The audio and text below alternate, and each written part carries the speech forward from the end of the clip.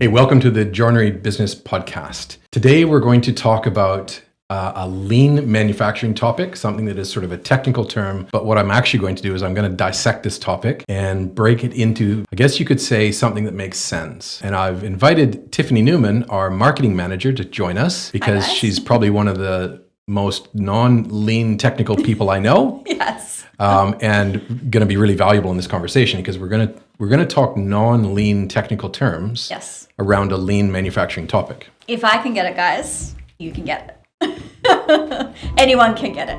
The Joinery Business Podcast is sponsored by MaxCut Software. MaxCut is a small software business focusing on the cabinetry industry. Their main purpose and goal is to empower cabinet makers to estimate, cut, and complete cutless jobs more efficiently and easily without breaking the bank. Visit the MaxCut Software website linked in our description to try the free community edition of MaxCut Software to see what MaxCut can do for you.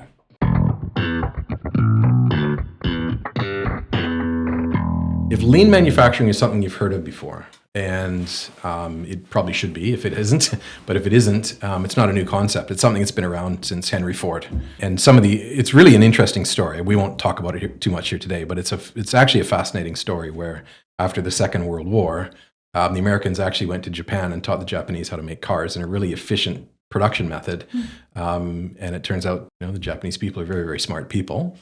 And they turned it into something amazing, and it's now the world-class standard for how you manufacture anything, essentially. And that then sort of turned into lean manufacturing. I know if anybody's listening right now and they know the actual story, that is a very simplified version of it, but that's kind of the short and sweet of it. So if you have a manufacturing business in any industry right now, you should be following lean manufacturing methodologies. But I think what's also true is that was a long time ago. And just like they made something new way back then, we should be making something new now.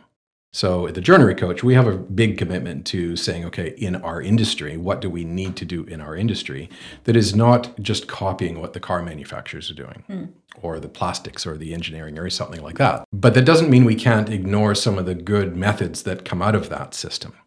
So today we're going to talk about the two types of tasks that businesses do. In lean terms, they'll say there's non-value-added activities, there's business-required non-value-added activities, and then there's value-added activities. So value-added activities are things that the customer would pay you money for, like if we take board and we cut it, or we're assembling cabinets, or we're installing cabinets. Those are activities that people are paying. The design process, taking a salesperson, taking someone through picking selections. These are all value adds, right? Value add, yeah. Customers paying for them. Exactly right. And the non-value added, the specific non-value added tasks are identified as we could actually eliminate them if we worked hard enough at it. The business required non-value added are things that are required and we can't eliminate them, but we can reduce them down. So there are things like, well, we have to make a production schedule. We don't need to take 2 hours to do it every day. Yes. So that's a non-value added task, but we can't eliminate it completely from the scenario. So in actual fact, there's 3 tasks, but I thought it would be really valuable to just talk specifically about some of the things that would be value-added tasks, but more, focus on the non-value-added tasks. Yeah. So Tiffany, let's talk about in your world, okay, which is working in tech, working in computers and files and folders and things like that. Now that we've had a deeper discussion around non-value-added activities, wasteful activities, tell us a little bit about what's sort of sparked your brain a little bit around what they would be in your world. Bruce, when you first showed me and explained to me what a non-value-added task would be, you drew a really impactful diagram about 2 benches that were apart and having someone go back and forth all the time to go to those benches. So going from bench to bench or going off somewhere to find a tool or this. And I thought, wow. So that happens every day in the digital space.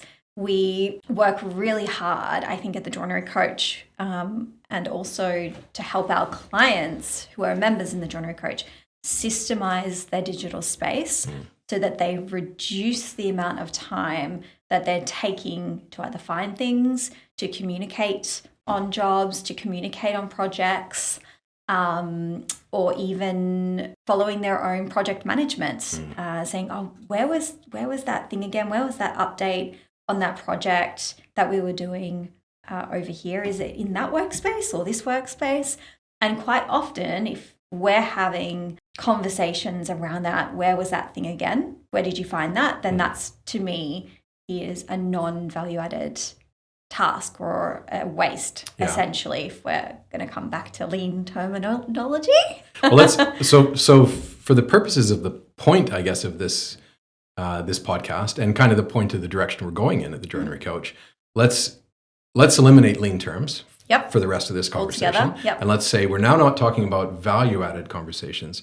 We're talking about flow blockers. Yes. Right? So everybody, I think, can wrap their head around flow, right? You have a garden hose, water's going through it, that's flow. If you grab the hose with your hand, you're blocking flow. Yep, it's the of the hose. Yeah, creates a bottleneck, and then the water builds up, and you can see it because there's a buildup after the bottleneck. So it's, again, bottleneck is another lean term, but, that's a flow blocker. Yes. So you're really identifying flow blockers. You're identifying things that if we could have done them right away, tasks would have moved on to the next stage and it would have kept flowing down the pipe. But because it didn't, and it is fascinating, right? Because you work in the digital space and the sort of technology world, but so do our clients, so do people that run a joinery business. And I think quite often when we talk about non-value add, value add, we often think about factory, we think about how the factory flows, how our people are moving, installing kitchens, doing all of these things. But the digital space, the admin space is just as important. And it's super important to have that systemized. I always come back to Nigel Newman, our manufacturing excellence coach, will always say it should not take any more than 3 clicks. 2 to 3 clicks. And when he said that to me, and to the wider team, I thought to myself, yeah, that's so true. I don't want to be going anything more than 3 clicks because waste of time. It's literally just wasting my time. What am I doing? Thinking, where was that image that I put? I knew I shot something a couple of weeks ago. Where did I put it in the drive? I know I linked it somewhere in monday.com, but now I can't find that link. Where was that conversation? Wow. It's just, you can get so caught up in those internal conversations that you're having, not just with yourself, but with others, that it literally is doing exactly like that with the hose. It's just blocking the flow. And you're right. I mean, lean has often been thought of as what's physically doing to make the thing. And that's just not true. And that's the thing that we want to eliminate. A business needs to flow from start to finish, from the marketing that's being done, to the sales conversations, to the handover from sales, to the pre-production, to production, to making it, to getting it installed, to getting paid. That whole thing is one pipe. Yes. There's no separation just because it's at different stages in the business. So I think that the early stages are more important than the later stages. Yes. Because everybody's heard the term garbage in, garbage out. But also, and we're doing some live shorts on this as well, about if the things that need to get done early on don't get done in the right time, then the pressure gets put on the factory to make up that time. Yes. And that's not fair on the factory because it also had time that it needed to do things that set, and they shouldn't have pressure put on them because things didn't get done in the early stages. Yeah. So in actual fact, the importance of flow is more important right at the very start. And people don't often do this, but if you were to actually have a stopwatch and measure how much time did you waste along that stage, it could be sort of an example of, okay, we've got a quote, we've done a quote, and in that quote, we've said, category A board, or something that isn't specific. And then you win the job and you have to go in and find the specific thing to be able to order it and then to tell the factory what it is. But because your system isn't very good and you can't find the specifics around that thing, you spend hours searching through your database. Oh, I know I had that on a supplier's card somewhere. I know that I recorded it somewhere, and you spend all this time looking for something. So there's 1 hour. Let's say it's 10 minutes. And then another thing like that, and another thing like that. And it's, time doesn't stop. Yeah. If you wasted 10 minutes here and another 10 minutes. Completely blows out. You usually have a hard stop when the job needs to go in. And the time that's wasted at the very beginning, every minute is an extra minute of pressure put on the factory to get it done quicker. So those are the sort of things that you're looking at, aren't they? Those more administration, business type things. Yeah, definitely. It can be systemizing like your processes, from even the handoff from marketing to sales. Like, what does that look like? Yeah. What does the sales process look like as well? If we don't have systems in place that say step 1, step 2, step 3, this is what we're doing. And I'm not saying systemize every single task that you're doing. Of course, there are going to be things that you do in the day-to-day that don't need an SOP. Yeah. But as long as you've got a process that you're going to follow and you've got a structure and a system in place that is going to support the process as well. So, for example, if my process in creating a Canva, a short on Canva that's then going to go out onto Instagram, I need to have a process in place. Step 1 is come up with a concept. Step 2, Or have a template to start with, which even... Exactly, have a template to start the concept. The concept is then broken down. Then we shoot it. Step 3 is editing the content. Yeah. Step 4, we put it into Canva. Step, all the things, right? I'm not going to go through the steps of my process. If we didn't have that process in place, we could essentially just faff about for days and go, maybe I'll edit that here, and you could take days in creating content. And that is time wasted. And I'm kind of giggling because it's been years now since this business has started. And of course, in that time, we've gathered and collected and some might say hoarded digital content. So much things. content. And one of those things, the reason, my brain just went to one of those things. When you first look at the folder, when you joined, this is years ago now. Years ago. The images folder, we just called it images, right? Yes. And when I created that, I was just dumping images in. And I categorized, I think, the years, but I didn't really do a good job of naming the image or putting it into a category. And now it's grown into this big, massive thing. And there's some really cool stuff in there. Yeah. That every once in a while, as you were just talking, thinking about, making a Canva image. And I'm going, oh, we've got an image that would go great in there. Yes. And then I'll spend like a half an hour looking through that glut of images folders and not find anything. So go back years in time. If I'd started out with some sort of a structure in mind that said, first of all, what type of image is it? Is it an outdoor image? Is it, put it into some sort of a category? And also name the image. Yes. So that then if we wanted to search for it in a search function, because it was named something, it could be called people. And then all the images that were named people and then something else afterwards, specifically what it was, but starts out with people, you can actually find all those images into a category. It would have saved, we probably would be 2 years ahead of the game right now. Yes. I'm exaggerating, but it's sort of a good example, isn't it, as to how... We do drink our own medicine, guys. Yeah. Like, we're not coming out here and preaching to the choir or just not drinking our own medicine. We're not drinking it. We do drink our own medicine. We do drink our own medicine, yeah. We actually go into our files, hence why I brought up the 3-click thing. Yeah. Because that was a huge aha moment for me, where... The same thing with the files. These files are everywhere. What's going on? So if we're talking about creating efficiency in your factory, why wouldn't we look at that in the digital space, in the office space? It's just a different kind of workspace. It is.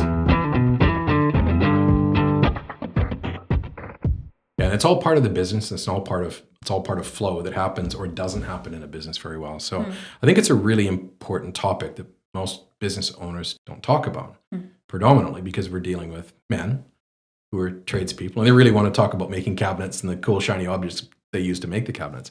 I get it. I'm one of those people. But in actual fact, the thing that's hurting them most is the stuff they're not doing prior to that in the business structure side of things. So that's predominantly, we could sit here and talk all day about how do we make cabinets and how does the CNC cut board and what tool do you use and what's the feed rate. Blah, blah, blah. We can do that all day long. But I think what's more important is to pull people into the space that's hurting them, that they're not looking at, which is the non-value added activities in the business structure, particularly at the beginning. And I like the fact you talk about business systems, because I always think of a business system like we talk about our Drive structure and our folders within Drive. Yes. And if a human had to find something it is very true that if you have a good file structure, it's like a filing cabinet, a physical filing cabinet. If it's done well, A, B, alphabetical, and you open it and you know what you're looking for, you're going to find something pretty quickly. Just like a file structure. So if it's set really well and you need to find something, you're going to go in and go click, click, click, 3 clicks, and you're there. Exactly. Just like a filing cabinet. If you have a great database system, I always put it this way, the image in my head, the difference between the two, you have a room where if you want to find something, you go into the room and there might be a whole series of filing cabinets and you can find the thing you're looking for. And if they're well structured, the time it takes you to go into the room and find the file could be very low. Database system says, don't go into the room, just type in what you're looking for and within a split second, I'll give it to you. Yes. It knows where everything is. That's the difference between physically having files stored or physically having files in a filing cabinet and a database system that can actually just give you what you want. So now we're talking about an improvement on a physical file structure, whether it's physical or digital, or digital. That will be an improvement, but you're only ever going to get so far with it because the human is still going to have to go in, click, look through some things, find what they're looking for, go to the next file, look with it, so there's still going to be time spent. It should just be, I type what I'm looking for in there and options should pop up and I go, there it is. That's the thing that I was looking for. Yeah.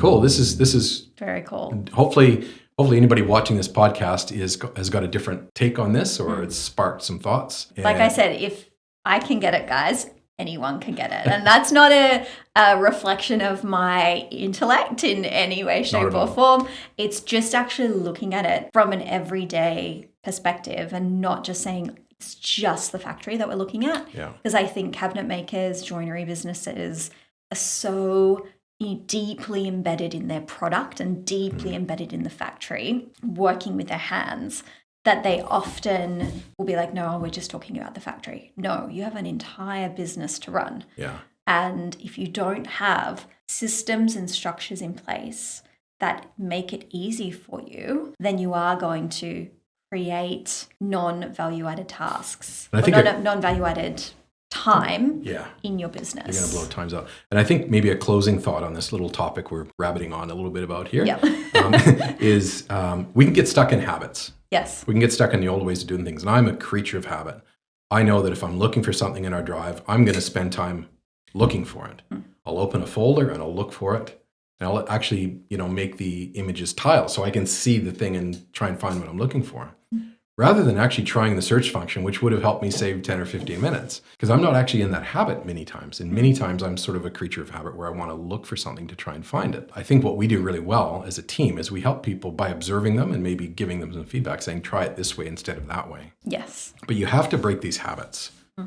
Somehow, if you want a better result, you've got to change the habit that you're currently following. Sometimes it's difficult to trust a system. And what we see often is someone goes, I tried the search, I didn't find it, so I'll never use the search function again. When in actual fact, everything else would have been found. It's just that one that they tried, right? So what's the word? Having a system to approach the system. Cool. All right. So meta. Thanks for joining the podcast, Tiff. And thanks for having me again. I love your insights. Good fun. Yeah, if anybody's watching this podcast right now and you'd like a little bit more help and you think that this is a topic that maybe you could advance in your business and you'd like some help with it, reach out, jump onto our website, click the contact us page, book a call. We'll be love to reach out and have a chat with you. Bruce from the Joinery Business Podcast. Peace out.